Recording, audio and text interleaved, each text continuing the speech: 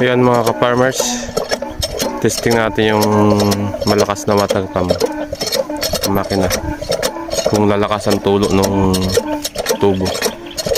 Yan yung ginagamit namin dun sa isang water pump na malakas ang tulo. So ayan, tinesting natin mga ka-farmers.